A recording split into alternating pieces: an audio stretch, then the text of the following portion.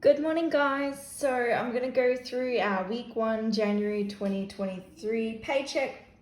So my husband and I both take home a weekly pay. My pay is actually put in my account fortnightly, but I split it up so I'm paid weekly. I find that I just budget better that way, way more consistent for me. So this week we took home $2,193.88. Now this budget's a good one because we're going to go through some things. So first off, what I start off with is going down here is my bills. Now every week I put in $500 into my bills account. This is one account I use as one giant sinking fund. So everything gets direct debited out of this bank account that is listed here. So my phones, internet, car rego, car insurance, home insurance, council rates, emergency service levy, water bill, electric bill, dogs, gym membership, parking for my work, car servicing, Christmas sinking fund, and subscriptions. So this one is interesting because this is what I was trying to explain in my last video, where I say that because I put $500 a week in, this week I actually put $570.87 in. I did that by accident and I didn't want to take it out, so I've just left that in. So this week I was saying how in January we tend to get a lot of our insurances. So this week I got the notice for our car insurance renewal and our home insurance renewal. So our our car insurance came in at $730. So that is already in this bank account ready to pay. So I've paid that, and our home insurance came in at $754. So I just paid that out of this bank account. So this bank account just builds and builds until something needs to come out and gets direct debited, and then it goes down a bit and then it goes up again. So it's sort of like a yo-yo. It just goes on this wave of up and down. Now, we have decided to make 2023 our goal to try and pay half of our mortgage. So you'll see that some of our expenses are going to be a little bit different some weeks. So we'll go into our expenses. So our food shopping, I went up again to $170.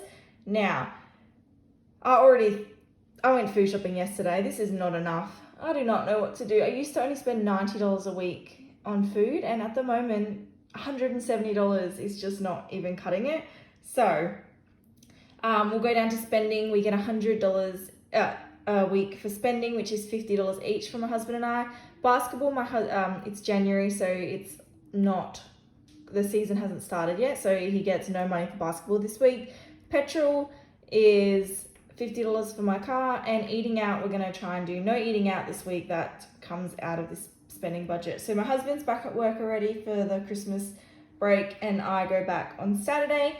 So I don't see us needing any eating out money until I'm going to evaluate this week to week, because I don't want to put it there unless we need it, because we've got big goals. So this extra bit of money, if I can keep it in our budget to go onto goals, it's going to be better.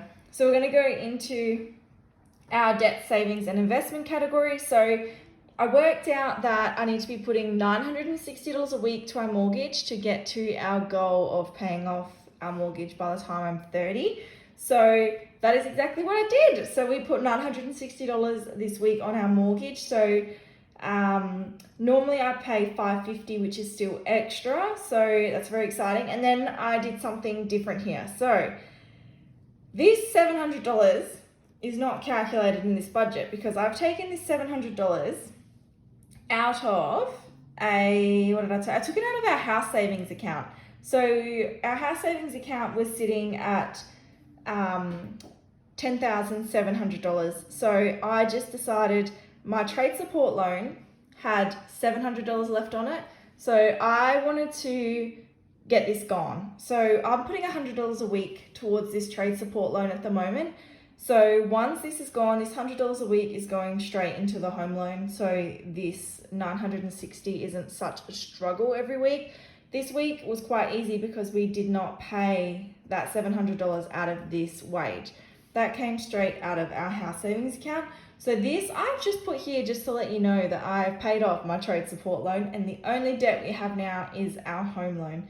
So house savings, we've decided that we're happy to keep it at $10,000 for now, and if we get some pays we have big weeks, we'll put some money into house savings, but I'm happy to let the interest just ride out on that for the next 2 years. Holiday account, we're still placing $100 a week into our holiday account. Baby account, we still put $50 in this week.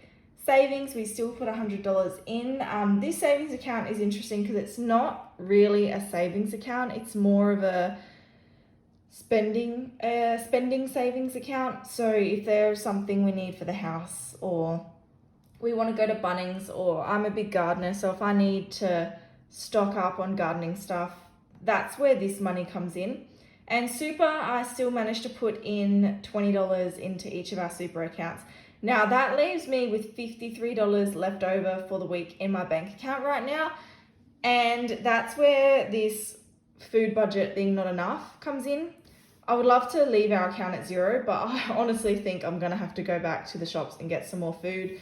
So I'm just gonna leave this in as a buffer and really gauge how much I'm spending each week. But I tried to do a proper food shop this week where I bought all 6 meals. I never buy 7 because we have that spending money and we tend to go out. Or my husband, when he does go back to basketball, he goes out once a week with the boys to dinner after their game. So I never buy 7 meals, but when I bought 6 meals this week, it cost so much money. And then when I went to cook one of the meals last night, I noticed I missed a few things in the food shop, so I have to go back today.